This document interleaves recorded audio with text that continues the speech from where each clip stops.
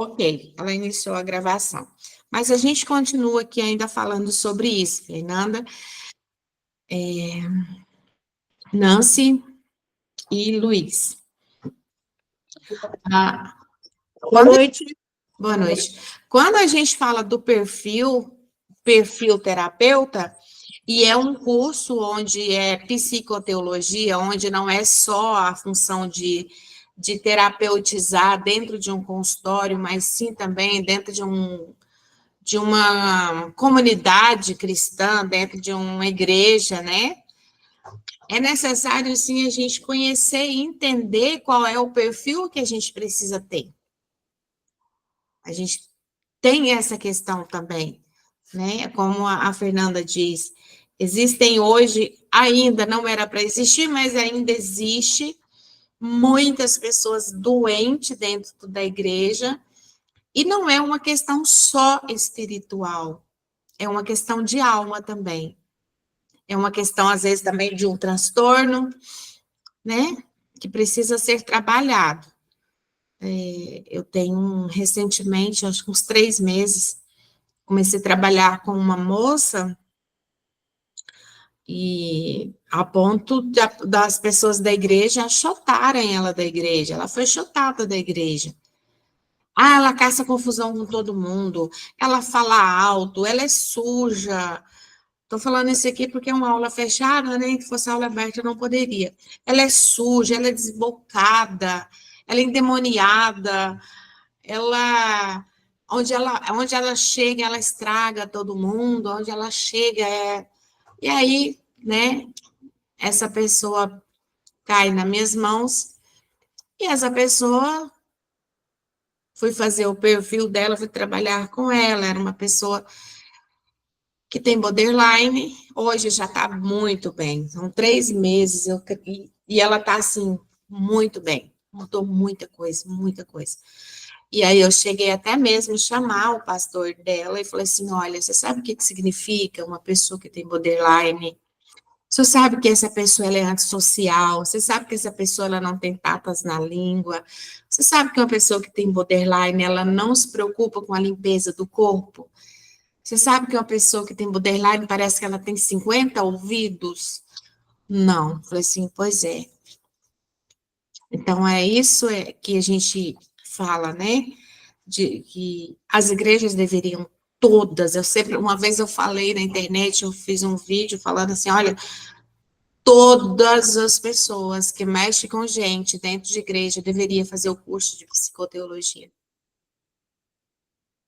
Não para se tornar um terapeuta, que é como profissão para fazer dinheiro, mas se não quer fazer dinheiro, mas quer só cuidar, né, ter ali um cuidado, precisaria para entender de pessoas, né?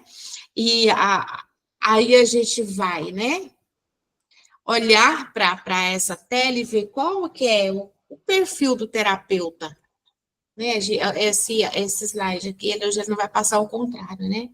Então, existe um perfil ideal para a pessoa ser um terapeuta?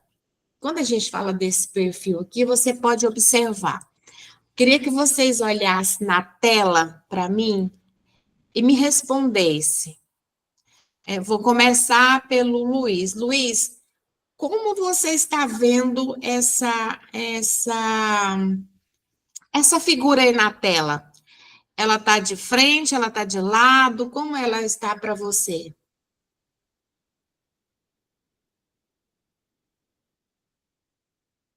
Liga seu microfone.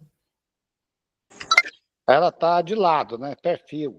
Tá de lado. Ok. Fernanda, para você, ela está como? Eu acho que ela está de frente. Ok. Nancy, para você, tá como? Para mim, ela está de perfil. Como que é? Os Perfil. outros. Deixa só ela com o microfone aberto. Como você está vendo, Nancy? Eu estou vendo. Para mim, ela está de perfil. Está de perfil, né? Então, observou? Ok, obrigada, Nancy. Vocês observaram, né? 2 pessoas falou que ela estava de frente, uma pessoa falou que ela estava de frente, as outras falou que ela estava de perfil de lado. Agora, eu gostaria que vocês olhassem mais uma vez. Olha mais ou menos assim, no contexto geral. Olha e fica vendo como ela muda a posição. Agora, para mim, ela tá de frente. Tá vendo? De frente. Tá vendo como é a nossa mente, como funciona, gente? Então, a gente olha assim, existe um perfil, né, ideal. Então, de uma forma a gente olha, ele tá de um perfil de um jeito. De repente, a gente olha, ele tá com um perfil de outro jeito. Então, não existe esse perfil, né? Ah, tem que ter um perfil ideal. O que precisa ter... Opa, acho que está errado aqui. O que precisa ter, né? Alguns pontos importantes para se tornar, para chegar nesse ponto de ser um terapeuta. Diga-se de passagem, a gente tem que a Fernanda e o Luiz, que não estão fazendo esse curso para se tornar literalmente um terapeuta de nome. Estão fazendo para conhecer melhor, para conseguir entender melhor as pessoas. Então, para que eu chegue perto desse ponto que a gente fala, a gente tem aqui, observa que a gente tem essa fala aqui, né, congruência, né? E a gente tem aí na tela de vocês situação, pensamento, emoção, comportamento. Então, a gente vai trabalhar um pouquinho essas quatro falas que está aqui, e para a gente entender o quê? O que é ser? O que significa a palavra congruência? Onde a gente vai usar essa palavra? Né? A palavra congruência, ela significa exatidão. Né? Então, a gente olha aqui para uma situação adversas. Nós, como perfil, nós, como terapeuta, nós precisamos ter exatidão daquilo que a gente gosta de fazer, que é lidar com pessoas, né? Tem a famosa frase que a gente gosta muito de usar, que é a frase uma fala, né, de Carl Gustav Jung, que ele diz assim, olha, conheça todas as técnicas, conheça todas as teorias, né, domine todas as técnicas, mas ao tocar uma alma, seja apenas uma alma, né, seja apenas outra alma. Então, seja onde eu estiver usando as ferramentas, seja na igreja, seja numa comunidade, seja num consultório, seja num gabinete pastoral, onde eu estiver usando, onde eu estiver diante de uma pessoa, né? Ali eu tenho que ter exatidão. Exatidão de quê? Dos meus sentimentos, das minhas emoções. Eu tenho que ter uma exatidão também do meu propósito. Qual que é o meu pensamento a respeito daquela situação que está chegando até a mim? Né? Qual é o pensamento que eu tenho? Quais são os verdadeiros valores que eu, como ser humano, eu estou entregando ali? Será que os meus valores ele está baseado em crendices, em crenças limitantes? Será que o meu valor, meu verdadeiro valor, ele está voltado para julgamento?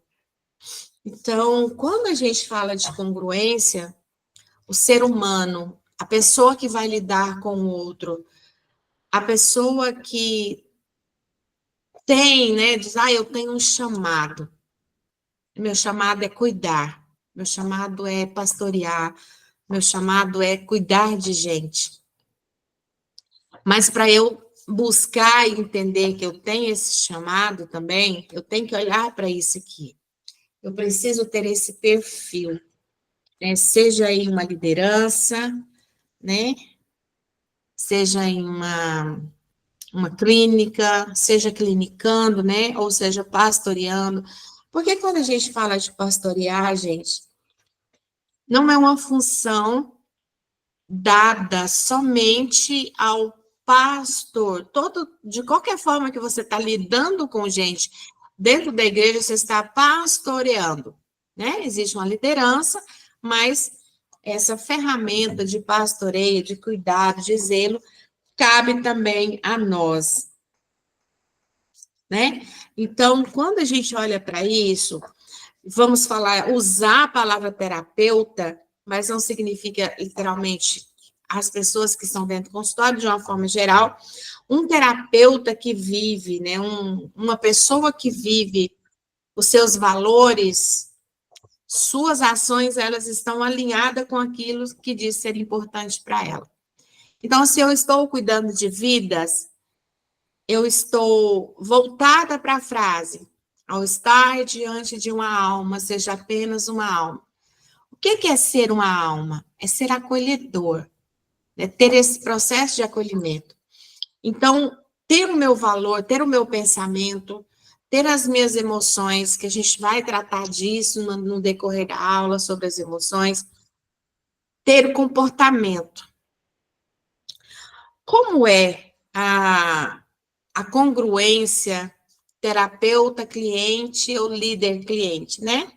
Então, é uma correspondência entre o terapeuta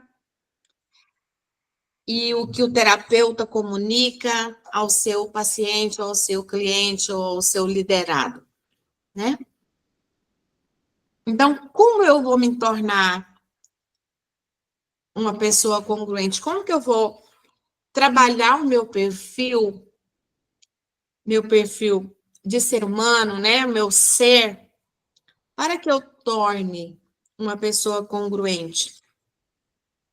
Então, eu preciso me alinhar, eu preciso me envolver, eu preciso alinhar os meus pensamentos, né?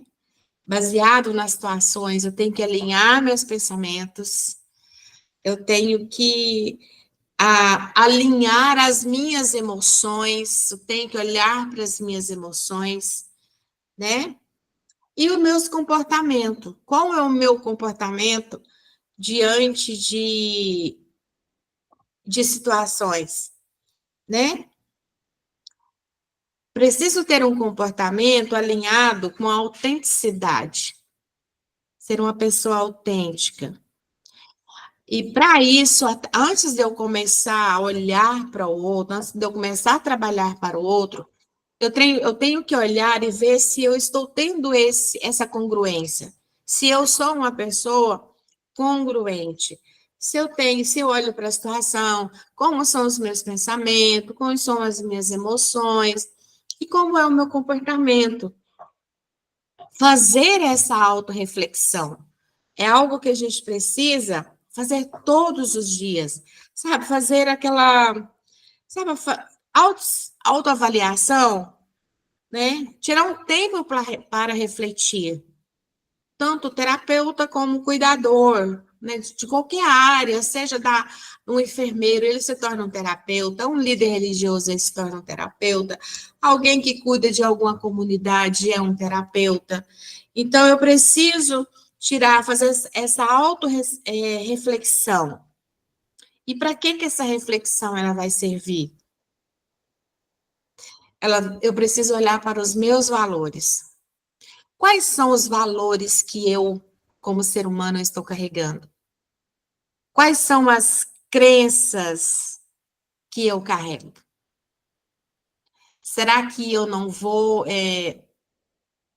passar para o meu liderado ou para o meu paciente algumas crenças que eu carreguei lá da infância, né? Será que eu não vou trazer para o meu liderado crenças limitantes que foram impregnadas em mim lá atrás? Então, eu preciso fazer essa varredura. Será que a forma como eu estou agindo Será como a forma como eu estou trabalhando hoje, dentro do meu ali, a Fernanda, do meu diaconado, né? Ou da Nancy, terapeuta, da Vanessa, do Luiz, da Luciana. Será que os valores e as crenças que eu estou trazendo são valores de congruência ou são crenças limitantes que eu estou trazendo lá de trás e trazendo para dentro do processo que eu estou trabalhando aqui? Então, qual que são os meus desejos? O que eu estou desejando fazer? O que eu estou desejando trabalhar? O que eu estou desejando cuidar? Né? Então, eu observei que às vezes a gente assim vem para a aula e às vezes a gente traz algumas experiências dentro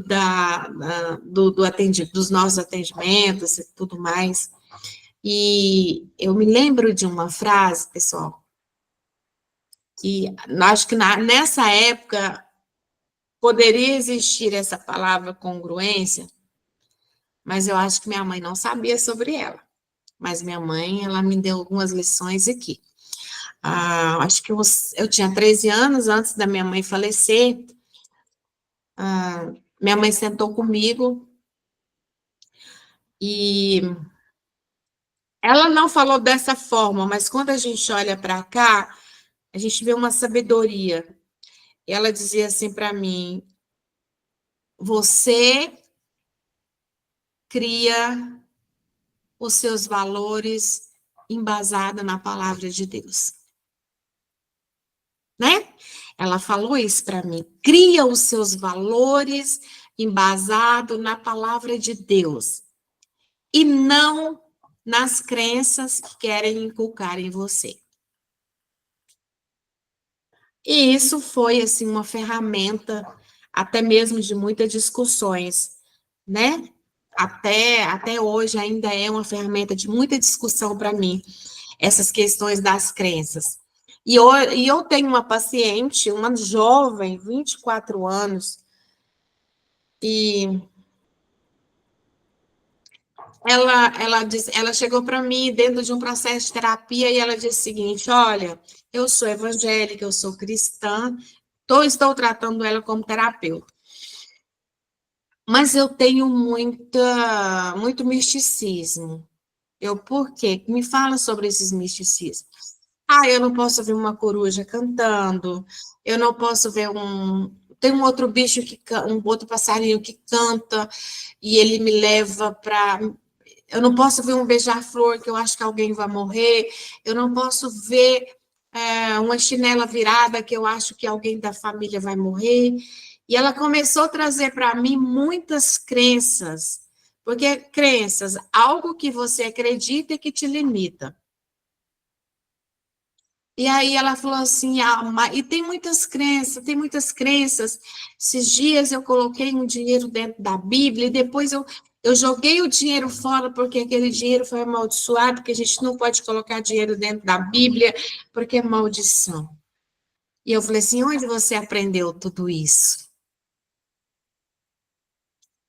Aí ela disse, aprendi com minha avó. E ela falou assim, o único lugar que eu oro hoje é dentro do banheiro. Por quê? Porque a minha avó dizia que o banheiro era o lugar que Deus falava com a gente. Então, a gente colocava aquele véu, a gente ia para dentro do banheiro e ali a gente ajoelhava e ali Deus falava com a gente. E eu só consigo falar com Deus dentro do banheiro. Vocês entenderam? Então, o ser humano ele é muito cheio de crenças, muito cheio de crenças limitantes. E nós, como terapeuta, nós, como cristãos, nós precisamos fazer essa reflexão. Nós precisamos, em primeiro lugar, sermos honestos conosco, com a gente mesmo. Ou seja, seja honesto com você mesmo. Primeira coisa que nós precisamos fazer, praticar a autocompreensão. De onde vêm os seus valores? Seus valores vêm do que você escutou ou do que foi impregnado em você, né? Então, reconhecer os nossos pontos fortes, reconhecer os nossos pontos fracos, porque nós temos, gente, né? Nós temos pontos fracos, e muitas vezes nós queremos ser ou líder herói ou terapeuta herói. Nós achamos que nós temos obrigação de resolver o problema de todo mundo. Na época que eu comecei a terapeutizar, né, a ser terapeuta, na época, como eu já vinha da igreja, de fazer libertação, de orar com as pessoas, que era algo que me deixava muito ruim, depois eu fui entender por quê. Eu achava que o que eu fazia tinha que resolver a vida da pessoa. O que eu orava tinha que resolver a vida. Né? Olha, eu orei em nome de Jesus, em nome de Jesus, em nome de Jesus, e está tudo certo, vai sair, vai sarar e pronto. E não é assim. Depois eu vou entender que não era assim. Que muitas vezes você vai orar com a pessoa, você vai orar, ela está doente, mas aquela doença, aquele problema está falando alguma coisa com ela. Ela precisa olhar para aquela enfermidade, ela precisa olhar para aquela coisa que está acontecendo ali e fazer uma autocompreensão, reconhecer onde é que está sendo o erro. E aí a gente vem para a terapia, né? Nossa, vou ser terapeuta, eu vou ajudar todo mundo a se curar, vou ajudar todo mundo a sair da depressão, da ansiedade, dos transtornos. Então, eu sou a pessoa. E a gente tem, sim, pontos fortes, a gente tem alguns insights, mas nós também temos pontos fracos. E além de termos pontos fracos, não é sobre nós a cura, é sobre a pessoa. Nós estamos aqui, né, o terapeuta, a gente vai falar disso lá na parte, quando a gente chegar no terapeuta, mas a nossa parte é ser uma ponte, é ser um suporte, né? E hoje eu quero falar muito de Bíblia. A Bíblia diz o seguinte, Paulo, ele diz, suportai uns aos outros. Suportai, lembra disso, gente. Suportai uns aos outros. Tá? Então, quando a Bíblia fala que nós temos que suportar uns aos outros, não está dizendo que você tem que, eu vou suportar essa pessoa chata, essa pessoa é ruim, mas a Bíblia diz que eu tenho que suportar. Então, quando você lê Colossenses 3, ali a partir do versículo 13, onde a Bíblia fala assim, ó, suportai uns aos outros, perdoai, caso haja algum motivo. Mas o que a Bíblia está falando, gente, que é suporte, é isso aqui, ó. A pessoa não está conseguindo resolver as questões dela, você vai dar um suporte, tá? Então, a gente aprofunda muito mais. Aí, mais abaixo, ela fala assim, suportai-vos uns aos outros, vírgula. Perdoa, se for o caso, né? Se o caso que você está tendo que suportar é com você, né?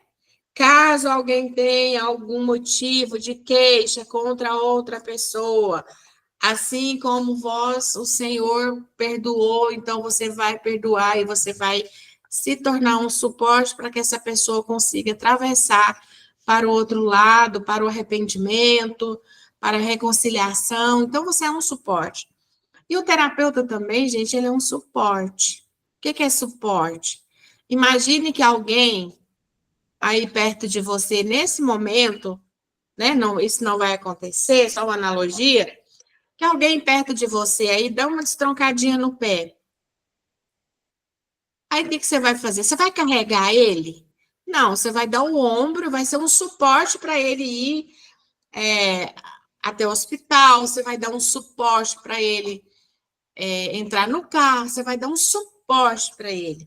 Então, nós precisamos ter essa autocompreensão, reconhecer os nossos pontos fortes, os nossos pontos fracos, nossa área de crescimento, né? Nós precisamos ser honestos com as nossas emoções. E muitas vezes as nossas emoções, elas querem nos colocar uma capa de heroína.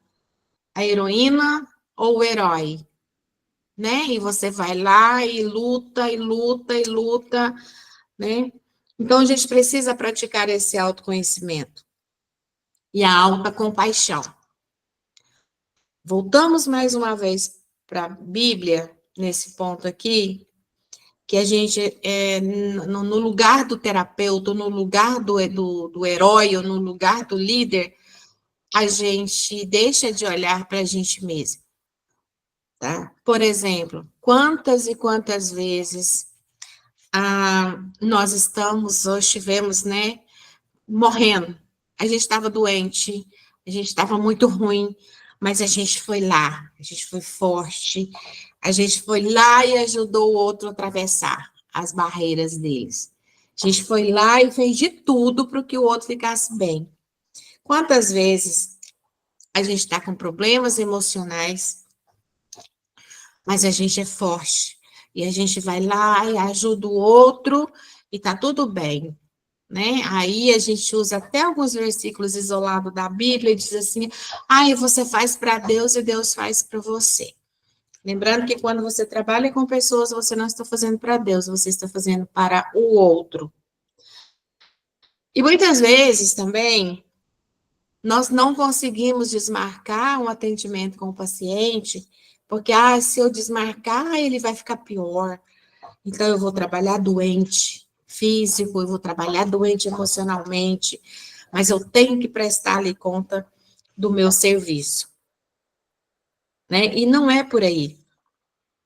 A gente precisa, o terapeuta precisa de ser congruente. O terapeuta precisa de fazer autoanálise. Onde eu estou, como eu estou, né? O que eu estou fazendo. Então, a gente precisa ainda trabalhar tudo isso. O que o terapeuta, né? O que faz um terapeuta? Agora eu já trabalhei, já que a gente trabalhou e olhou para dentro de si, teve essa congruência, teve esse sentimento de que eu preciso ter autorreflexão, preciso de fazer autoanálise, eu preciso de buscar ajuda também. Né? Não é fraqueza, não é falta de conhecimento que você procure ajuda, né? Que você vá até um outro líder, que você vá até um outro terapeuta, para você ser cuidado também. Então, a gente tem aqui, o que faz um terapeuta? Né? A palavra terapeuta, ela significa alguém que cuida. Olha aí para você ver que já está confirmando tudo que eu já falei com vocês. Terapeuta não é quem tem um título, né? CRM, psicologia, psicanálise, behaviorismo, a terapia analítica comportamental. Não, gente. Aqui está falando bem sério. O terapeuta, no grego original, né, seria terapeutis, que significa alguém que cuida, atende e serve. Olha aqui, eu acho isso maravilhoso. Terapeuta é um profissional que aplica as técnicas reconhecidas, visadas e restabelecidas da saúde e de qualidade de vida a uma pessoa. Então, onde você está usando essa nomenclatura de terapeuta, você está ali simplesmente para cuidar, você está ali para atender, você está ali para dar alívio à dor emocional de alguém, você está ali fechando, você está ali para servir. Servir a um sistema, servir uma família, né? Então, o terapeuta é um profissional que aplica as técnicas. Mas eu sou um terapeuta espiritualista, vou trabalhar só aqui, igual a gente tem aqui a psicoteologia, só em aconselhamento. Mesmo assim, você vai aplicar técnicas reconhecidas, visada, restabelecida, né? O processo é restabelecer a saúde, seja ela psico, sócio, espiritual, né? Então, é o complemento que traz para o ser humano, né? Então, a gente trabalha olhando para esse lugar de acolhimento. Mas para que eu tenha esse acolhimento, para que eu seja essa pessoa acolhedora, eu preciso buscar isso dentro de mim. Não é só ser, eu tenho um chamado. Eu fui chamada para servir, eu fui chamada para ser terapeuta. Não é só,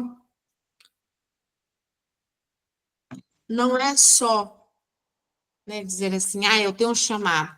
Eu preciso aprimorar esse chamado. Eu preciso conhecer quem está dentro desse chamado, que é o eu. Qualidades e competência deve ter um terapeuta. Aqui a gente já não vai entrar em questões de teologia, em questões do tanto que você vai estudar, porque a gente observa que não é o quanto você estuda, o quanto você conhece das técnicas, que você vai se tornar uma pessoa de qualidade, de competência no que você faz, né? Então, as habilidades, voltando aqui para a parte que a gente está trabalhando, habilidades interpessoais ou habilidades sociais, ou seja, refere-se a um conjunto necessário para se comunicar e relacionar-se com o outro. Então, o que é essa habilidade? Qual é uma das coisas que eu preciso ter? Essa habilidade. A habilidade de me comunicar e me relacionar com o outro. E nesse relacionamento, o que eu preciso buscar? Né? Às vezes eu quero ter compaixão e eu tenho compaixão em excesso. E aí vem a questão do buscar o equilíbrio. Tá? Porque às vezes nós, como líder ou como terapeuta, nós queremos fazer em excesso e nós tiramos a capacidade do outro de resolver questões. Né? Uma pessoa chegou para mim um tempo e falou assim: eu queria que você orasse para mim, eu queria que você orasse porque eu preciso de que Deus fale comigo, eu preciso de uma resposta, e se você orar, Deus vai responder. Aí eu falei para a pessoa assim, segura na minha mão. O que você quer de Deus? Fala, abra sua boca. Pede, eu estou aqui para concordar com a tua oração. Mas e se eu orar, Deus não vai responder? Então eu vou orar porque eu sou a super, né? Estou orando porque eu sou a super. Não, vamos aqui. Não tire a capacidade do outro. E a mesma coisa dentro do processo terapêutico. Às vezes eu quero, o paciente chega, eu falo assim, eu vou resolver o problema desse paciente aqui. Né? Eu vou resolver. Eu vou aplicar todas as técnicas possíveis, mas eu tiro esse paciente desse sofrimento.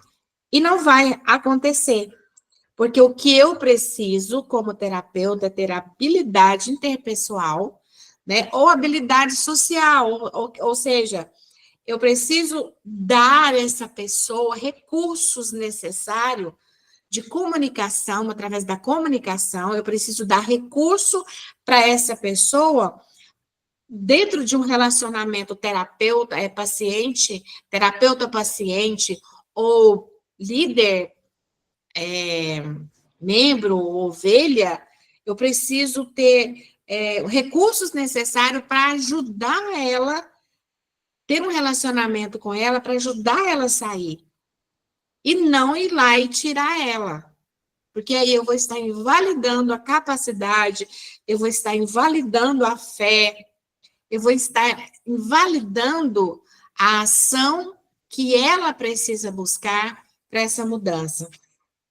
Então, o terapeuta, o que ele precisa ter nessa hora? Qual que é essas qualidades que ele precisa ter aqui? Ele precisa ter empatia. O que é empatia? Né?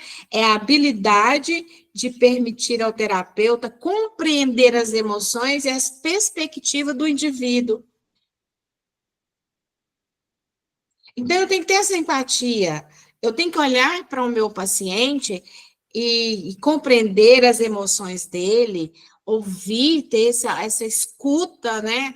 Acho que o terapeuta, o líder, ele tem um ouvido enorme, né?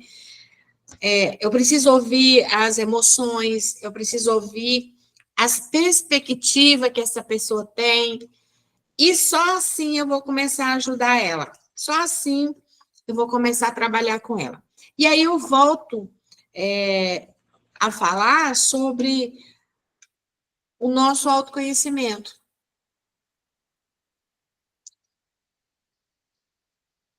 Preciso voltar a falar sobre, né, autoconhecimento.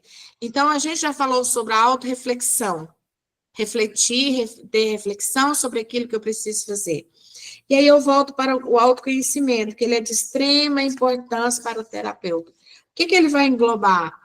Capacidade de reconhecer e lidar com suas próprias emoções, para que eu não transfira para o paciente as minhas dores, para que eu não transfira para o paciente, eu não me sinto, o que a gente fala de transferência, né?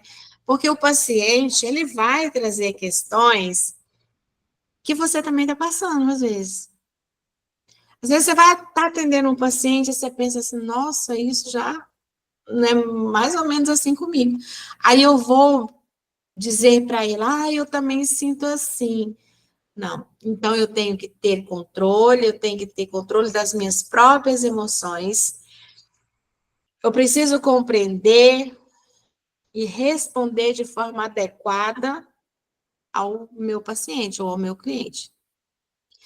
Preciso ter, o terapeuta, ele precisa ser estável, não instável. Né? Então, eu tenho que ter essa estabilidade. Mas aí eu vou segurar uma bomba que está dentro de mim? Lembra que eu falei lá no início? Que eu não preciso atender se eu não estiver bem. Eu não preciso orar com alguém se eu também não estiver bem. Eu não preciso, mas eu vou fazer porque aí Deus vai fazer para mim. A Bíblia fala assim que nós precisamos cuidar de nós. Né? Quais são os 2 mandamentos da Bíblia que Jesus ali falando com os fariseus perguntam para Jesus ali, querendo dar uma rasteira em Jesus, eles perguntam para Jesus, e aí, mestre, e agora, os 10 mandamentos lá, como é que ficou? Amar a Deus sobre todas as coisas, o próximo como a ti mesmo, não matarás, não roubarás, tal, honra pai e mãe.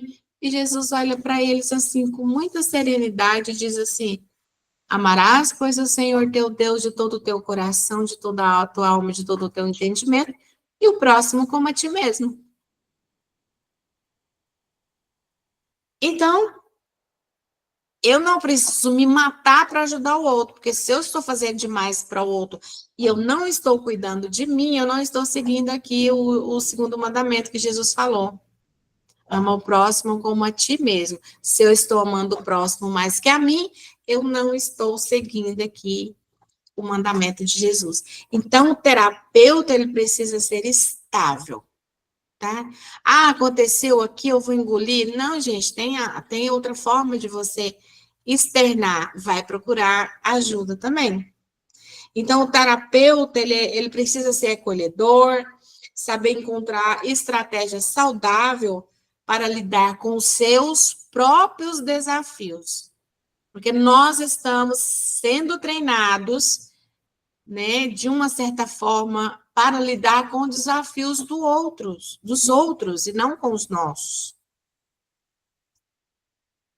E muitas vezes, nós ajudamos tanto o outro rompe e a gente está lá atolado.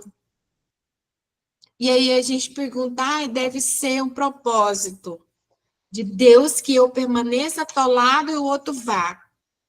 Não é, você sabe por quê? Porque está fora dos princípios. Eu estou ajudando as pessoas a sair da depressão, da ansiedade.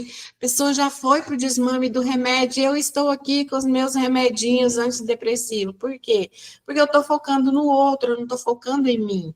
E se eu sou uma ponte de cuidado, eu não posso ser uma ponte quebrada. Não posso ser uma ponte que me balança o tempo todo. Eu tenho que ter uma firmeza, eu tenho que ter um cuidado, eu tenho que ter manutenção. Então, a automanutenção do terapeuta, do líder, faz toda a diferença no processo terapêutico, no processo de liderança que ele vai estar. Então, eu tenho que aprender a lidar com os meus desafios. Ponha isso aí, gente, escrevem no caderninho de vocês, na agenda. Diz assim, não é egoísmo. Não, porque você tem que estar bem, tá? Você precisa estar forte. Às vezes, a gente tem um ouvido, uma escuta muito assertiva para o outro, mas a gente não está tendo uma escuta assertiva para as nossas próprias questões. Aí, o que eu preciso fazer? Não é assim mesmo.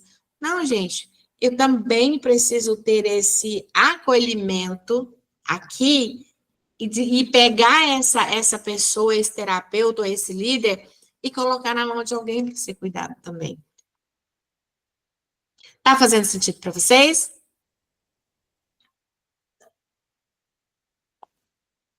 Tá?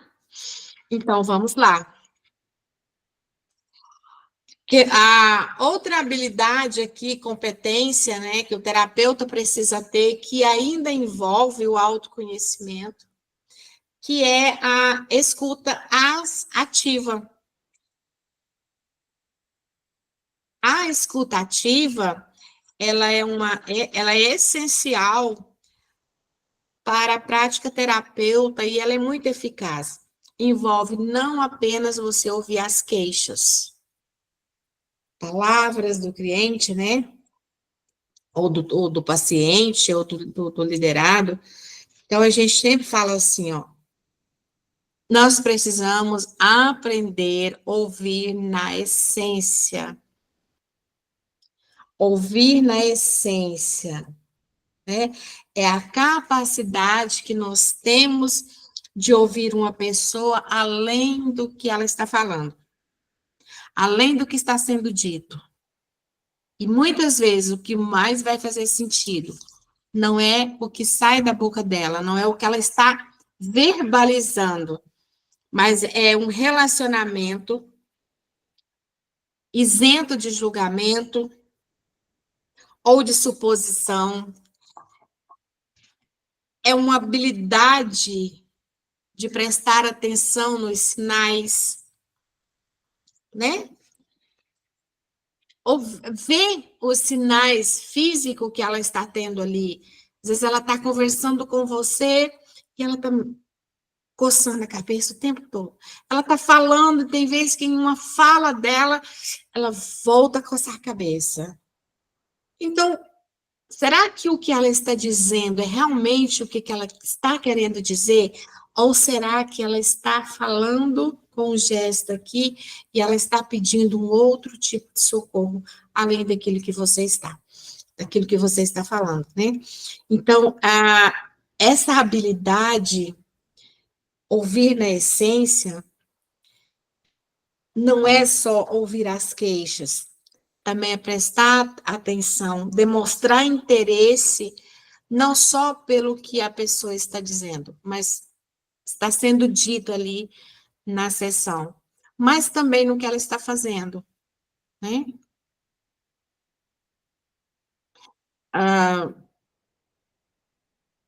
Uma menina já é paciente, ela deita ali no sofá e ela encolhe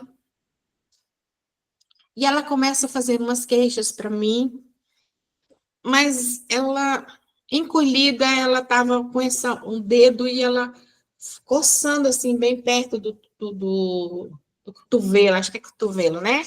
Essa parte do braço coçando, coçando, coçando. E ela me relatando algumas coisas, aquilo foi ficando vermelho, ficando vermelho. E aí eu perguntei para ela assim, como você dormiu essa noite? Ela falou assim, eu tive pesadelo. Quando ela falou tive pesadelo, ela coçou mais forte. E aí eu perguntei, que pesadelo você teve? Eu sonhei que tinha umas pessoas da minha família que estavam morrendo. Coçou mais forte. E aí eu perguntei para ela, você está tendo um bom relacionamento com os teus pais? Não, não estou. E os meus pais estão separando, e eu já não aguento mais ver meus pais brigando, e eu até queria que eles separassem para eles parar de brigar. Quando eu trabalhei isso com ela, ela parou de coçar o braço. Então, ela estava dizendo assim, ela estava fazendo uma queixa com a boca e fazendo outra com a mão. E a que ela mais queria que eu ouvisse não era o que ela estava verbalizando, mas sim o que ela estava, o corpo dela estava falando. Então, essa é uma escuta assertiva. E para eu ouvir isso também, eu preciso também ter esse autoconhecimento. Essa escuta assertiva, ela também precisa vir para mim, né? Então, aqui, ainda, quem eu sou? Que tipo de pessoa eu sou? Dentro do que eu ensino, né? Dentro do que eu faço. Você é, né, uma pessoa resolvida? Você já resolveu as suas questões internas? Você já fez essa autoanálise, esse autocuidado? Porque senão, gente, se você não fizer esse autocuidado, surta para ser terapeuta, tá? Porque a gente vai encontrar situações avassaladoras, né? Então, assim, se você não for uma pessoa resolvida, se você não souber o lugar que você está, como diz o outro, a coisa não fica legal, não. Você tem controle emocional?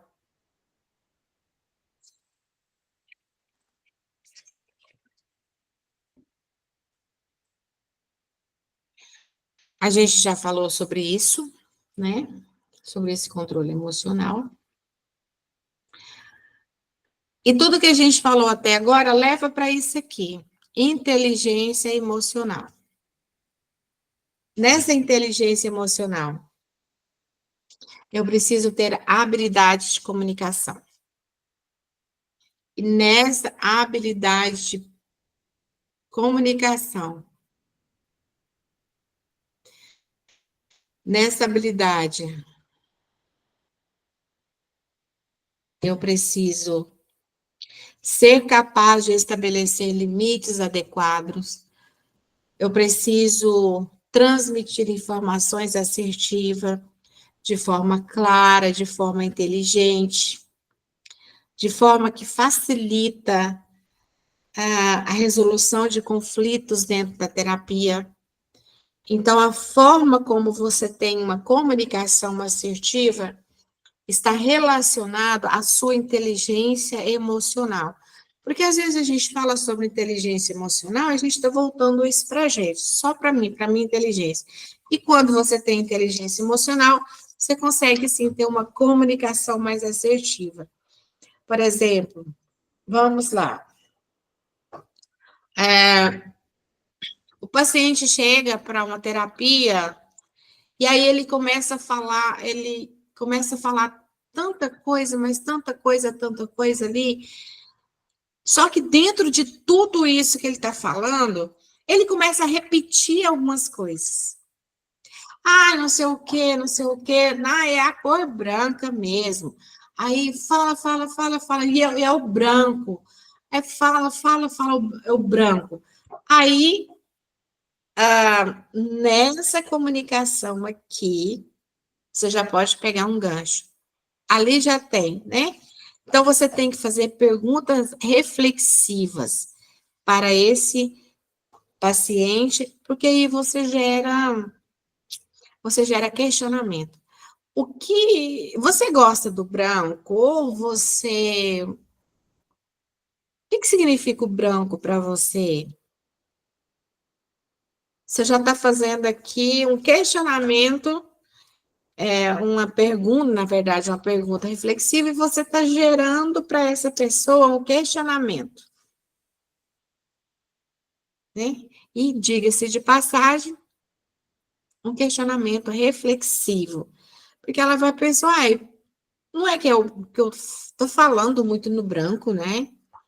Sim, você está falando no branco, você tem alguma coisa que te lembra o branco, ou o branco te lembra alguma coisa? Ela vai dizer, ué, não é que lembra? Me fala mais sobre esse assunto.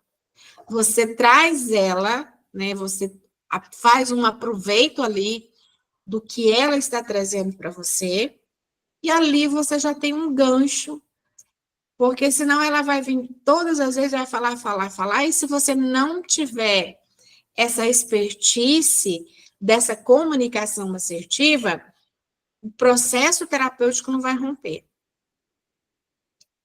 tá? Então, você precisa buscar isso.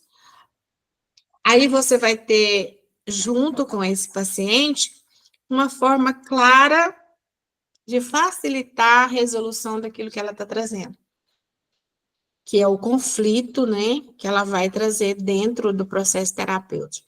Por mais que você vai trabalhar ali a associação livre, a pessoa vai falar, falar, falar, falar, falar, falar. Você não pode ficar ali, né, só balançando a cabeça, como diz, sabe aquelas lagartixinhas de parede lá, branquinha? A pessoa está falando, uhum, então é associação livre, então deixa ela falar, deixa ela soltar o verbo. Não, vai observando, você vai ter que ter aqui dentro essa comunicação assertiva, né? De fazer perguntas, perguntas reflexivas, né? O terapeuta, nessa hora, ele vai ajudar muito o paciente a aprofundar nas questões sobre as dores emocionais que ele está passando. Então, ali, o que a gente vai fazer? A gente vai explorar. Explorar. E se for um aconselhamento? A mesma coisa. Né? De repente, a pessoa vai para um aconselhamento, ela fala, fala, fala, fala, mas ela repete. Repete, ela repete, repete, repete, ocupa alguém o tempo todo, né? Ela culpa alguém o tempo todo, culpa, culpa, culpa, e de repente, ali você tem um gancho, mas e quem é essa pessoa? O que está acontecendo? O que significa essa fala aqui para você, que você me falou agora? De repente, ela já falou aquilo 1000 vezes, mas aí você fala, não, eu achei interessante isso que você me falou agora. Repete aqui comigo. E ela vai repetir, e aí ela vai, junto, ali com o teu suporte, ela vai encontrar uma saída, uma solução para aquilo. Ok?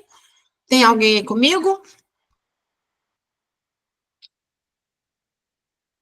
Fernanda, Pô, então, e que me fala, vamos conversar um pouquinho sobre o que eu já passei para vocês. eu estou prestando atenção. Fernanda, me diz aí a tua posição. O que você aprendeu até agora? É a primeira vez que você está aqui comigo, né? Então, isso é é muito complexo e assim, o que eu vejo em todos os terapeutas? Se eu estiver falando bobagem, a senhora me corrige. Ah, bom. É mais ouvir e fazer a pessoa a se entender com questionamentos, né? Uhum. Então, sempre é uma pergunta, e é engraçado que depois que eu comecei a fazer esse curso, eu comecei a fazer essas coisas. em vez de eu responder para a pessoa, eu faço a pergunta para ela. E eu tenho me dado muito bem nisso, porque eu tenho uma relação conflitante com a minha família, principalmente com a minha mãe e com as minhas irmãs.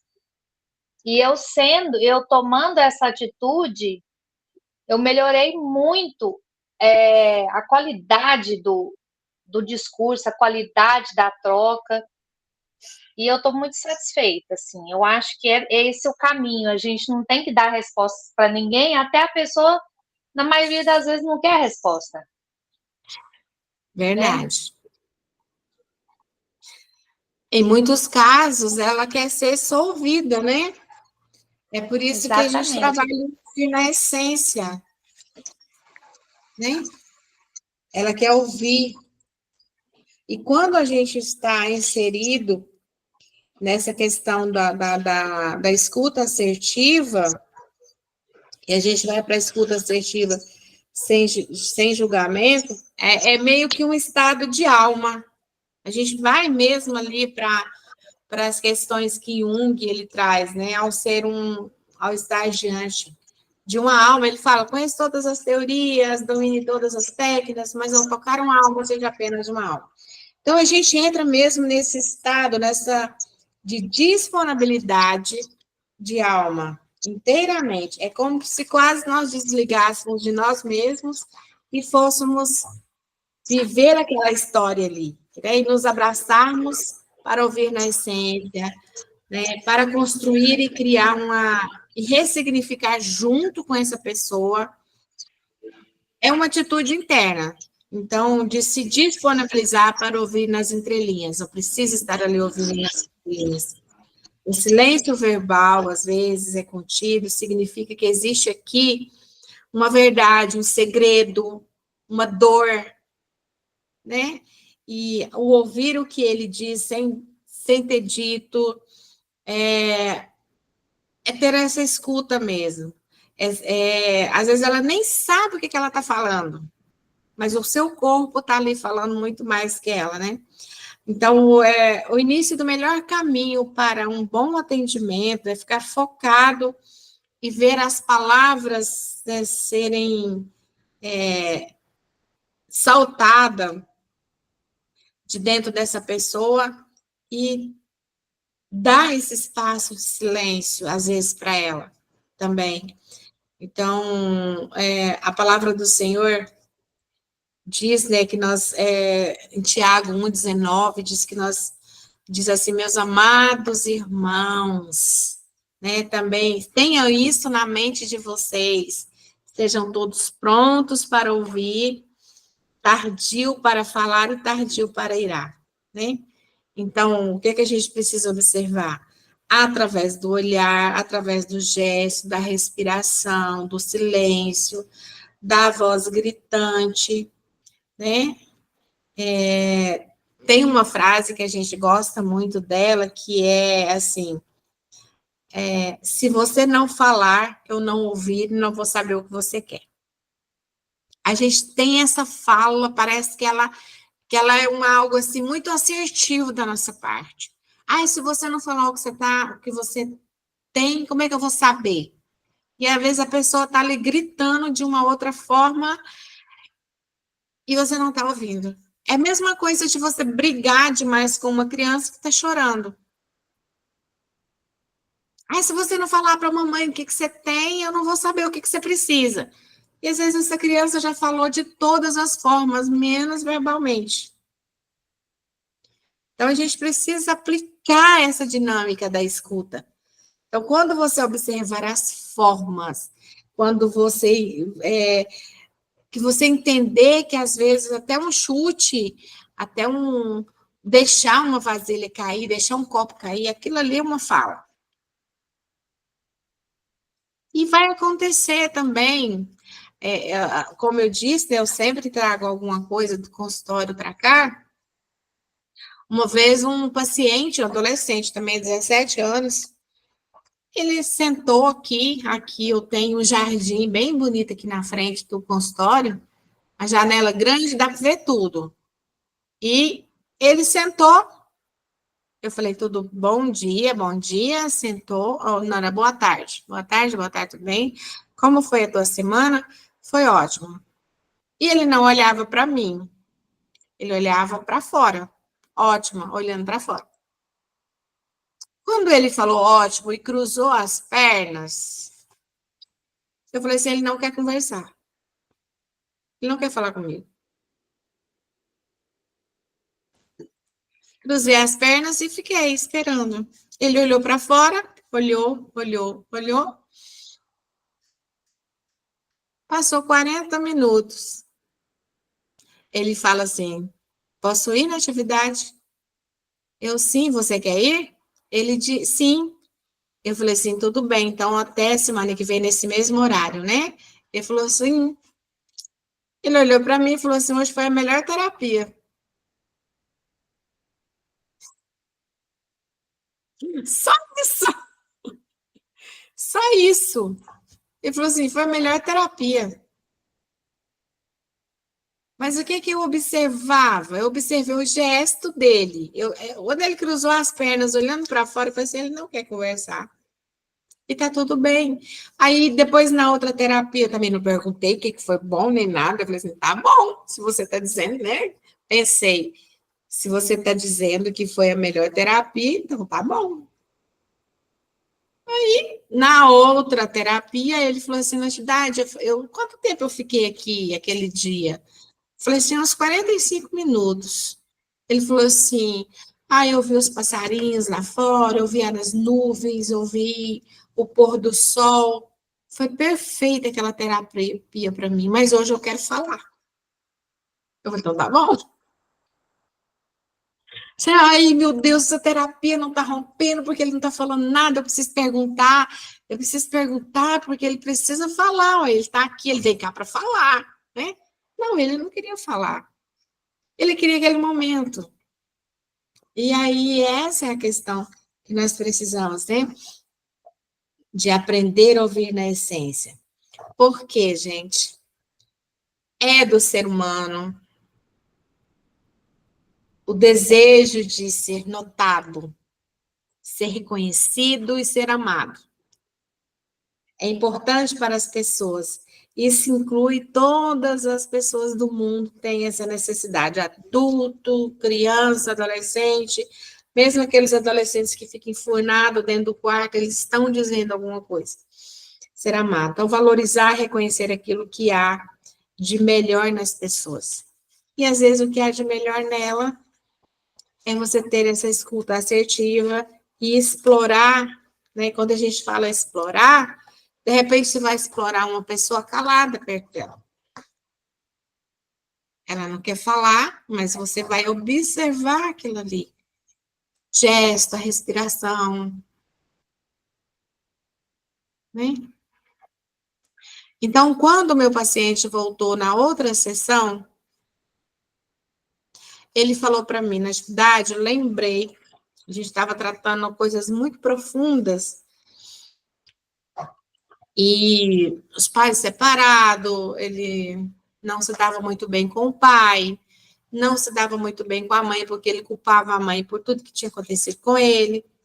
Então, na outra sessão, ele chegou e falou na atividade, na sessão passada, eu fiquei olhando para fora, tudo, não falei nada com você, mas eu lembrei de uma situação que me aconteceu e que eu tenho muito medo até hoje, eu não gosto de ficar dentro de carro. Tá bom, o que aconteceu? Aí ele foi me contar. A partir dessa fala dele, desse externar para dele, sobre ele ficar aprisionado dentro do carro, acho que com 6 anos, o pai dele deixou ele sozinho dentro do carro, e ele abaixou o freio de mão e o carro desceu a ladeira abaixo com ele. Então, ele tinha pavor de ficar preso. Só que o aprisionamento dele não era só dentro do carro.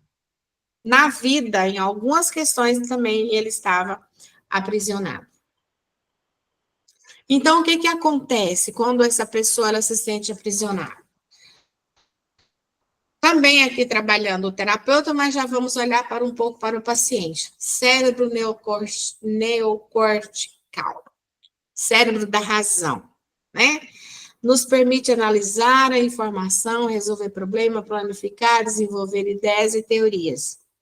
Dentro de um trauma, essa parte do neocórtex, essa parte mais frontal aqui, que é a parte da razão, ela vai nos permitir analisar essas informações, né, resolver problemas, planificar, criar objetivos, criar situações ali, né, desenvolver ideias de pensamento e trazer para a gente teorias. Dentro do que a gente trabalha, dentro do que a gente está desenvolvendo como terapeuta, nós precisamos tanto para nós, como para trabalhar com os nossos pacientes, a gente precisa entender isso aqui. Então, aí a gente vai o quê? A pessoa está falando, está na razão, tá? O terapeuta vai trabalhar um pouquinho com ela. Sutilmente, gentilmente, nós vamos para levar essa pessoa ali, através da nossa conversa, da nossa comunicação assertiva, a gente vai trazer ela um pouco ali para o cérebro límbico, cérebro das emoções, né? Aqui, essa parte do nosso cérebro nos diz do que gostamos de algo ou não, de que sentimos afeto, de que coisa nos sentimos atraídos, de que recordações nos fazem tristes ou alegres. Então, é aqui que a gente vai trabalhar um pouquinho com eles, trazendo eles de volta a essa tão famosa existência. E a gente tem o cérebro reptiliano, que é o dos instintos, né? Em outra formação, eu trabalho mais profundo essa questão do cérebro reptiliano, que é o cérebro que traz coisas transgeracionais, que é o nosso primeiro cérebro criado, né? Que a gente traz as emoções dos nossos antepassados e tudo mais. Mas aqui a gente já está levando ele para um lado instinto, que seria o inconsciente, né? Consciente, subconsciente e o inconsciente. Se encarrega das nossas funções corporais básicas, como respiração, digestão, batimento cardíaco, se encarrega de repostar das respostas musculares e reflexivas. Então, vamos passar um pouquinho para frente.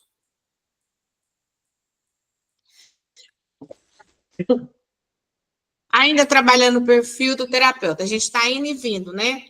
Fala um pouco do paciente, fala um pouco do terapeuta. Controle emocional.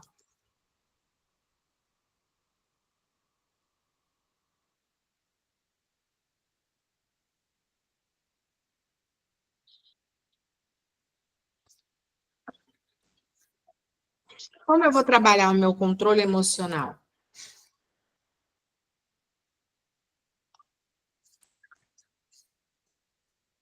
A habilidade de lidar com os seus próprios sentimentos inadequados, adequando-os para situações. Um terapeuta aprende a controlar suas emoções.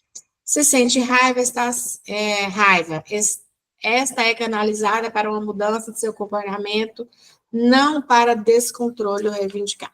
Então, tudo aquilo que acontece comigo, eu preciso buscar, dentro do processo, não sentir raiva, mas canalizar para uma transformação.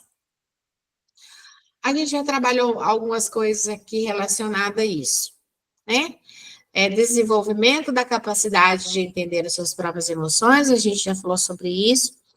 Isso aqui é um slide do Ender, pedi para ele, para eu usar o slide dele, e ele falou assim, me deu todo o direito, mas eu acrescentei muitas coisas aqui no papel e já trabalhei bem isso aqui.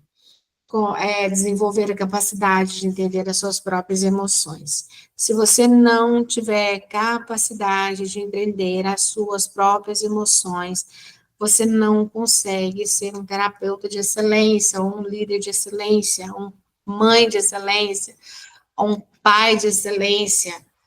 Não é mais fácil, às vezes, né? Diz um ditado que o meu marido ele gosta muito de falar, Às vezes é fácil controlar o pitbull do outro, mas é difícil controlar o pitbull que existe dentro da gente. E a gente precisa trabalhar isso, né? A gente não pode viver na ação e reação. A gente não pode ser reagente o tempo todo à ação do outro. Seja família, seja dentro do set de terapia, né?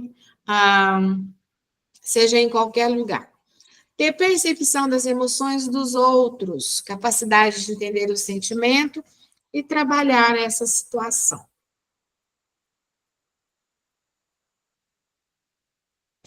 Ser uma pessoa motivada. Habilidade de dirigir as emoções a serviço de um objetivo para manter a sua caminhada em dias, né? A gente olha que também o terapeuta ele tem que ter muita flexibilidade e adaptabilidade. Então, tá ligado a essa automotivação aqui, né? Cada cliente é único e você é único, né? O terapeuta, ele é único. Você está ali para fazer o que precisa ser feito. Ter disposição para relacionamento interpessoal, capaz de entender as outras pessoas e que as motivam como trabalham e como trabalham cooperativamente com elas. Vamos lá. Flexibilidade e adaptabilidade. Cada cliente, cada pessoa que aproxima de você e precisa dos seus ajustes ou da sua ajuda, ela é uma pessoa que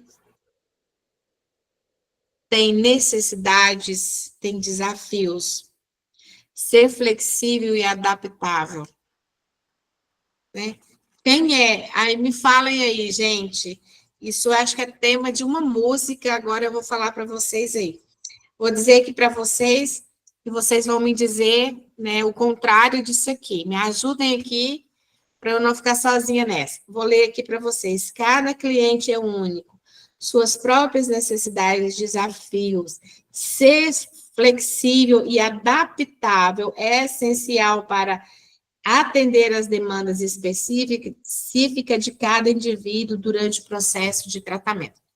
Quem que é o contrário aqui? Vamos lá, lembra de uma música, mesmo que vocês são evangélicos, lembra de uma música de uma pessoa que não é adaptável? Que ela não muda de jeito nenhum? Gabriela. Isso. Eu nasci assim, vou morrer, vou viver assim, vou morrer assim. Sempre Gabriela, né? É uma pessoa que não é flexível, ela não é adaptável, né? Tudo tem que ser do jeito dela. O paciente tem que ser do jeito dele, o processo tem que ser do jeito dele. E não é assim. Então, assim nós jamais vamos conseguir entender ou atender as demandas do nosso paciente. Vamos lá? Luciano, Vanessa, vocês têm algo a dizer?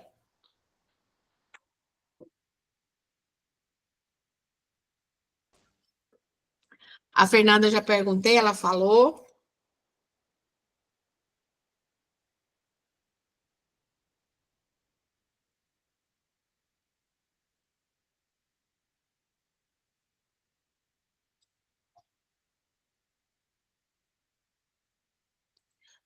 Gente, aqui ainda sobre o terapeuta, mas eu quero fazer essa transferência para o paciente, tá?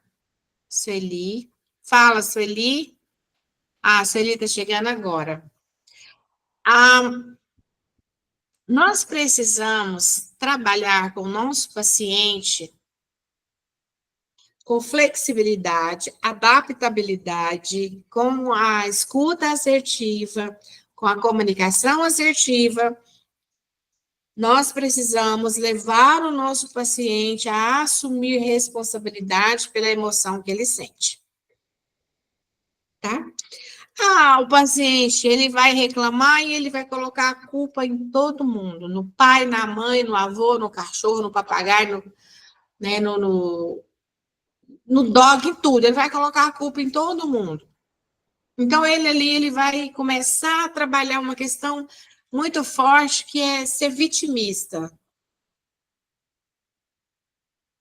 E ele vai começar a se sentir vítima. Coitado, eu sou um coitado, ou uma coitada nessa história. Eu sou vítima da sociedade, eu sou vítima da minha família, eu sou vítima do relacionamento, não sei o quê, não sei o quê. A nossa função aqui, com toda essa escuta assertiva, com toda a comunicação assertiva, com toda a flexibilidade, adaptação, a gente vai levar essa pessoa a assumir a responsabilidade pela emoção que ele sente. Porque eu estou aqui com esse controle, né? Esse controle é todo o meu problema. Eu sou paciente. É todo o problema que eu estou trazendo para vocês. Mas aí o que eu faço? Eu entrego esse problema para vocês. Aí o terapeuta quer resolver todos os problemas do paciente. Não vai. Vai frustrar. Não vai conseguir. O que eu preciso fazer? Ajudar esse paciente a ter responsabilidade pelas suas emoções, pela emoção que sente. Tem um professor do curso de dependentes químicos, professor Roberto. Tudo que a gente fala para ele fala assim, mas a culpa é sua. O problema é seu. Então, o problema que o paciente traz para resolver não é da mãe, não é do pai, não é da tia, não é da avó dele. Então, a gente tem que ajudá-lo a assumir responsabilidade pelas suas emoções. Segunda coisa, ajudar esse paciente a falar claramente o que ele sente. Então, especifica essa questão aqui para mim, eu não entendi. Fala um pouquinho mais claro sobre essa situação. Por quê? Porque quando ele vai falando, até a fala, a hora que ele termina de falar, aquilo já perdeu 5% do sentido para ele. Tem uma técnica, né? A gente está falando de técnicas também, e a gente precisa também aprender técnicas. Tem uma técnica que um terapeuta usa, diga-se de passagem, tá? Vou falar disso agora, mas eu lembrei desse terapeuta aqui. Ele diz que o paciente chega e o paciente faz reclamação o tempo todo. Reclama. Ele escuta ali 30 minutos, o paciente, falando a mesma coisa. Aí ele olha para o paciente e fala assim, muda de cadeira, por favor, muda de cadeira comigo. Aí o paciente muda de cadeira ou senta em outro lugar, aí ele fala assim, repete tudo que você falou até agora. Aí o paciente vai falar e fala assim, ué, parece que não faz mais sentido aquilo. Então, assim, é uma técnica, né, que ele falou, eu achei muito interessante, eu já apliquei essa técnica aqui, lógico que, né, quando você fala de técnica, não adianta a gente conhecer de técnicas, não adianta a gente conhecer dinâmica, meditação, escrita, teorias, e achar que aquilo ali é uma receita que dá certo para todo mundo, viu, gente? Não vai. Existem técnicas que você vai usar com a pessoa que vai fluir muito. Mas existem técnicas, por exemplo, quem tem TDAH não dá conta de fazer meditação. Você vai botar uma pessoa que tem TDAH para meditar, menina, ele está aqui. Você fala assim, olha, pensa nessa caneta laranjada. Fica agora pensando só na caneta laranjada. 1 segundo ele já foi em outros países, ele já construiu outro castelo, já fez, já bagunçou tudo, e ele não consegue concentrar o seu pensamento, a sua meditação naquilo ali, tá? Eu tinha muita dificuldade. E antigamente, bem antigamente, falava, já chegaram até a falar para mim, Ainda bem que eu escutei a minha mãe. Sua oração não sobe até o teto, porque você não medita na sua oração. Você está orando, de repente você fala outra coisa totalmente nada a ver. Aí eu falava assim, mas será que é mesmo? Eu não consigo concentrar nem para orar. Senhor, tu és maravilhoso, tu és o meu guia. Eu já estava pensando lá no almoço, na roupa que eu tinha que lavar, na criança que eu tinha que fazer, no estudo que eu tinha que fazer. Não concentrava, né? Medita, porque a Bíblia fala que você tem que meditar. Lê um versículo e fica pensando nele o tempo todo. Eu li um versículo, a hora que eu fechava o olho, eu esqueci onde eu tinha lido, não conseguia meditar. Isso é pecado. Gente do céu, depois que eu descobri que isso é o tal do TDAH, eu fiquei tão alívio. Então, não adianta. Eu vou fazer técnicas, né? Vou fazer aqui uma dinâmica. E eu faço isso aqui no meu consultório, e eu faço, e de repente eu olho para a pessoa e falo assim, gente, essa dinâmica não vai dar certo aqui, não vou fazer. Mas tem pessoas que eu olho nela, é uma dinâmica direcionada, a pessoa resolve assim rapidão, ela consegue enxergar, ela consegue ver o que você está falando para ela, mas tem pessoas que não vai, né? Às vezes você fala assim, se veja agora dentro de um campo aberto. A pessoa está lembrando do filme que ele assistiu, ou da comida que ele comeu. Se veja agora olhando no olho do seu pai ou da sua mãe. A pessoa acabou de sair de casa, viu um pai e mãe, chega aqui, ele não consegue visualizar. Então, não adianta, gente. O paciente é que vai trazer para você a maioria das ferramentas que você vai usar com ele.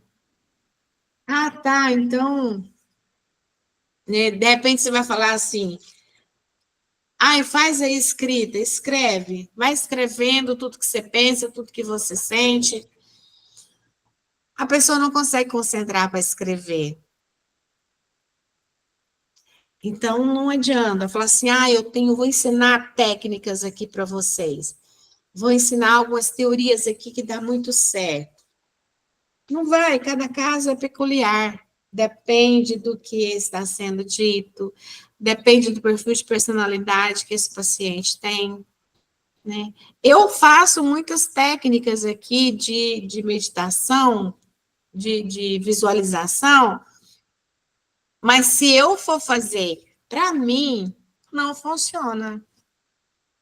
Porque o TDAH grita e fala assim, já dá cabote em tudo, já pinoteia tudo aqui, não dá certo. Mas eu tenho facilidade de ouvir, de falar e de ouvir, né? Mesmo que com o TDAH gritando, eu tenho que anotar partes importantes que o paciente fala. Tem aquelas pessoas que não. Ela vai ouvir o paciente o tempo todo, o paciente vai embora, ela vai lá e faz o relatório. Eu não consigo. Eu preciso anotar coisas importantes. Às vezes, de repente, né, o paciente está aqui falando, eu falo assim, ele repetiu 3 vezes a frase temporal, para eu poder buscar nele aquilo. Então, gente, como eu disse no início, ao chegar diante de uma alma, seja apenas uma alma. Ao orar por uma pessoa, não seja ali a pessoa que é o mais santo diante de Deus, porque diante de Deus nós somos todos iguais. Seja só um suporte, né?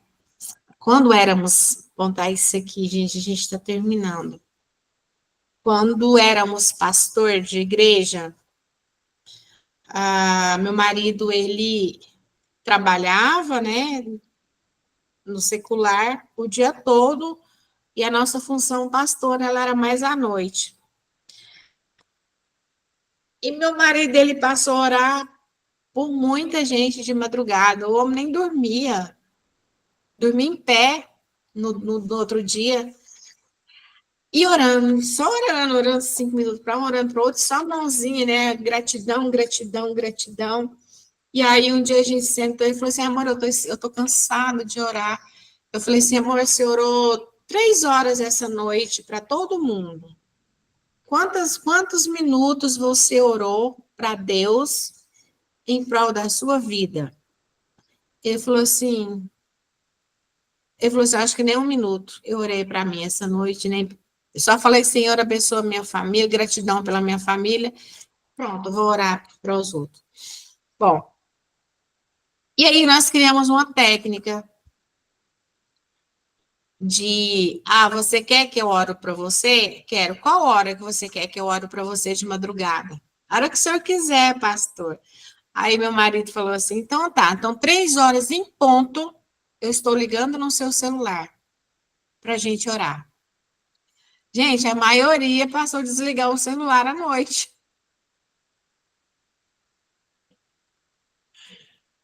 Aí tá, e meu marido parou de colocar coração. Aí, pastor, o senhor não orou por mim? Eu falei assim, mas eu parei de orar por você, porque eu preciso que você ore. Deus está precisando ouvir tua voz, amiga. Deus está precisando ouvir teu clamor. Então, você quer orar? Ore, eu oro com você. Então, vamos combinar? 12:00 em ponto. Pastor, 12:00 em ponto, eu já estou dormindo, que amanhã eu levanto 6 horas. Aí meu marido, gente, não é que é verdade? Eu também trabalho até 7:30, chego 8 horas na igreja, durmo e levanto 6:30 todo dia. Vamos orar juntos. Você entendeu? Então tem que aprender a ter essas técnicas também dentro do consultório, né? Trabalhar o perfil dessas pessoas, deixar essas pessoas funcionar também. E aí a gente vai para aqui, a outra parte, ensinar, falar diretamente com o paciente. Até mesmo sobre o comportamento dele, né? Fazer com que ele fale diretamente, que ele fale o que causou desconforto na vida dele, né? Dar o seu parecer também, acontece muito isso.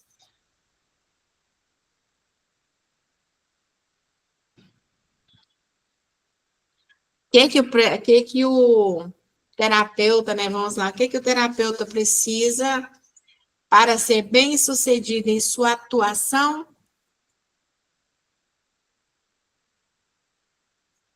Sigilo profissional, sigilo pastoral. Esse é um procedimento, é um código, né, de ética de todos os profissionais.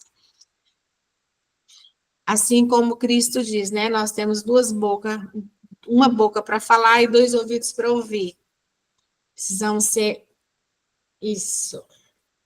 Uma relação de ajuda terapeuta e paciente deve contribuir para que o processo numa relação de confiança mútua. Então, o paciente, ele precisa confiar em você. Não usar você como se fosse a mãe ou o pai, né? Ou outro líder. Facilidade de compreensão. O que o paciente traz deve passar por um filtro de compreensão do terapeuta. Sem pressa ou sem julgamento, mas com mergulho profundo no conteúdo apresentado. Isso aqui é só para a gente acabar de confirmar tudo que a gente já falou aí para vocês. O paciente sempre vai ter o terapeuta como alguém muito importante para ele, tá? Então, faça com que esse teu paciente seja importante para você. Lógico que você não vai mandar um bom dia e de coraçãozinho todo dia de manhã, né? Bom dia, paciente. Mas ao entrar dentro do consultório, essa pessoa, ela é única. Então, ó, sem celular, na hora do atendimento, né? Sem ficar olhando no relógio. Tem gente que fica apontando. Deixa, se você tem aqueles pacientes que falam exageradamente, né, mantenha um relógio ali, talvez, de canto, né, para quem atende presencial. Para a gente que atende online, a gente tem uma vantagem, a não ser que a Vanessa, que eu sei que ela atende online o tempo todo, a gente tem um cronograma aqui no Google Meet, né, não é o Wendel compra, acho que para 2 horas seguidas, mas aqui a gente tem um que é 1 hora em ponto. Aí fica um reloginho aqui, vai dando 1 hora, fica tec, tec. Tem paciente fala assim, nossa, falta 3 minutos para terminar, eu tenho que falar mais um negócio. Fala, porque está acabando o seu tempo. Vamos para as considerações finais da nossa sessão de hoje, tudo bem? Tudo bem. Então, aí você consegue. Mas isso faz com que o paciente seja pontual e ele é, sim, importante para você. Seja alguém que predispõe a emprestar os seus ouvidos, a sua atenção a quem precise naquele instante. Tenha disponibilidade para escuta, né? Que é o que a gente já falou aqui. Principal tarefa do terapeuta, escutar. Olha aqui. De novo, reforçando, né, o que eu já falei. Localize o assunto. Sabe, imagine que dentro do que tudo que ele está falando, você vai descobrir ali. Dentro da caixinha de Pandora dele, o assunto interessante do seu paciente, né? Impeça os grandes ânimos, dê atenção à escuta, mais do que a sua necessidade de falar, de dar opiniões, ou apontar soluções, seja paciente, evite reações imediatas, tipo abrir a boca à frente do paciente, né?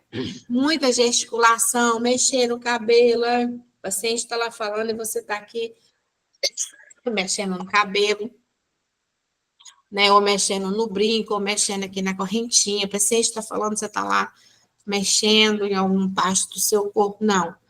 Seja, né? Não seja também uma estátua, mas tem ali o que a gente chama de flor. O paciente mexeu, dá uma mexidinha, o paciente cruzou as pernas, cruza as pernas, né? Tem uma visualização, tem uma comunicação verbal, né? Se o paciente está chorando demais, está tendo ali uma catarse, não vá rir.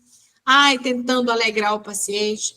Fique em silêncio 1 minuto enquanto o paciente está chorando, ele precisa, né? Não abrace o paciente, deixe esse paciente externar a dor. Dali um tempo, ele vai chorar, vai pegar um lencinho, vai secar. Deixa o paciente começar a falar novamente, né? Respeite a dor que o paciente está sentindo ali. O paciente vai chorar, deixa ele chorar. De repente, ele vai chorar a sessão inteira e você não vai falar nada, né? Aí vocês lembram, assim, do paciente dando atividade. Às vezes eu fui lá, só chorei. Ai, tô pronta, agora posso ir embora. Aqui a gente fala, né, Freud, ele fala da atenção flutuante. A atenção flutuante é criar espaço seguro e necessário para a livre expressão do paciente. O paciente não devemos dar particularidade e importância a nada que ouvimos. É conveniente que prestamos a mesma atenção em tudo. Então, tudo que o paciente fala é importante. Tá? O paciente está falando, é importante, mas ali dentro de tantas peças daquele Lego, você vai encontrar ali a peça principal para começar. Então, não interrompa o paciente, mas faz ali uma flutuação com ele em relação àquilo que ele está falando, porque só assim você vai conseguir direcionar o paciente para um bom atendimento. Alguma dúvida? Não. Luciana? Ou Luciana não, é Luiz? Essa ficou bem esclarecida aí, né? Essa última parte aí, né? Tô, né? Foi. Sueli?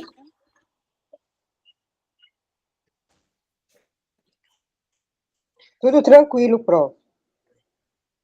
Cheguei atrasada. Vocês são terapeutas, não são salvadores.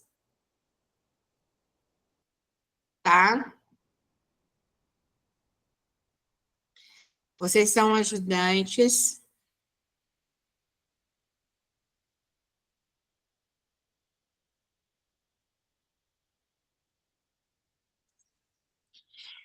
Vanessa, tudo bem? Oi, Nath, tudo bem? Sem dúvidas, aula muito esclarecedora, como sempre.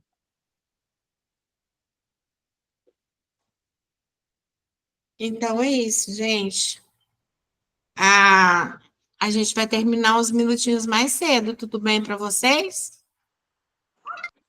Tudo bem para mim. Né? Tudo bem. Acho que mais disso aqui, gente, é encher linguiça, Ok. ok? Então tá bom. Então tá, Aline, você tá aí?